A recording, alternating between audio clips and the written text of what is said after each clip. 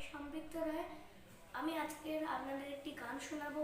গানটির নাম নীলদিগন্তে। গানটি ভালো লাগলে অবশ্যই লাইক, শেয়ার, কমেন্ট এবং সাবস্ক্রাইব করবেন এবং অবশ্যই বেল আইকনটা প্রেস করে দিতে ভুলবেন না। শুরু করি।